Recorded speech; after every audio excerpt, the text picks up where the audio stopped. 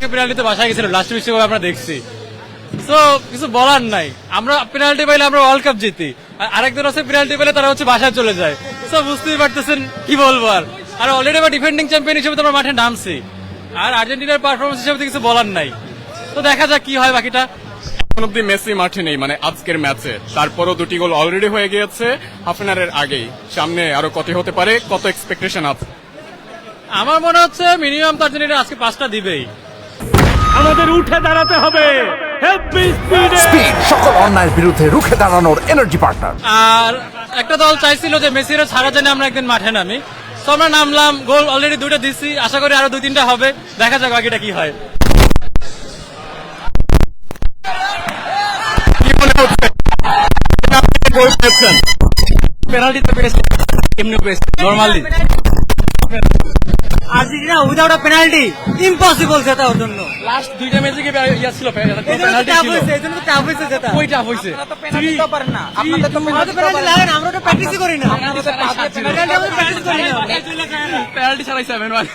তথাকথিত ছিল যে নেইমার পেনাল্টি কিং, কিন্তু নেইমার কোন পা দিয়ে পেনাল্টি করবে বলেন তো? তার 2টা পাই নাই, কোন পা দিয়ে করবে?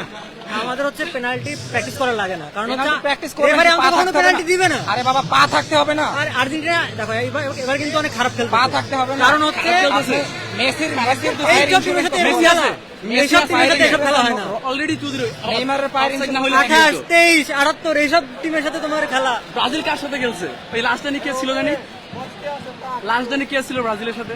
কে কার হাইতি 78 বা সামথিং ছিল র‍্যাঙ্কিং এ। প্রতিপক্ষকে যদি আপনি সহজে নেন তাহলে হবে না। প্রতিপক্ষকে কখনো সহজে নিতে হয় না। শত্রু ব্রাজিলের সাথে একটা চাই, শত্রু প্রাইড ভাঙা দরকার। আজকে মেসি তারাই অলরেডি 2টি গোলে এগিয়ে গিয়েছেন। সামনে কতটি গোল? এক্সপেকটেশন বলবো না, আমরা তো, আপনি তো দেখছেন শুরু করলাম 2টা দিয়া, এখন 7 আপ যদি হয় তাহলে তো আলহামদুলিল্লাহ, তাহলে দেখা যাবে যে ভাইকে বলে দেবো যে আমরা মেসিকে সারা 7 আপ দিয়া আপনাদেরকে খুশি করে দিয়েছি। ভাই বলতে ব্রাজিলকে বললাম।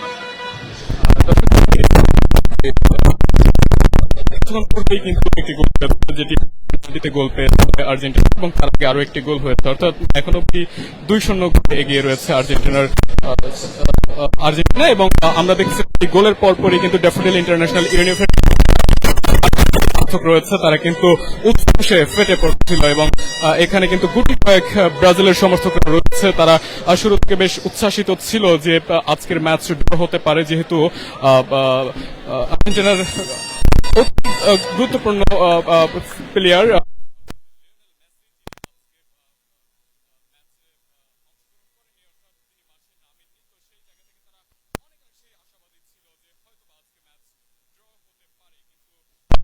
আমরা যেমনটি দেখছি যে এখন অব্দি 2টি গোলে কিন্তু এগিয়ে রয়েছে আর্জেন্টিনার সমর্থকরা, যেটি দেখে ব্রাজিলের অংশী হতাশ হয়ে পড়েছেন। আমরা কিছুক্ষণ পূর্বেই কিন্তু ব্রাজিল আর্জেন্টিনা 2 দলের সমর্থকদের সাথে কথা বললাম, তারা কিন্তু দুষ্ট মিষ্টি তর্ক বিতর্কের মধ্য দিয়ে কিন্তু কথা বলছিলেন, এবং যেই পেনাল্টি নিয়ে কিন্তু মাঝে মাঝে সমর্থক যারা রয়েছে তাদেরকে নানা ধরনের কথা শোনানো হয়ে থাকে, সেটা নিয়েও কিন্তু তারা তর্ক বিতর্ক করেছে। অর্থাৎ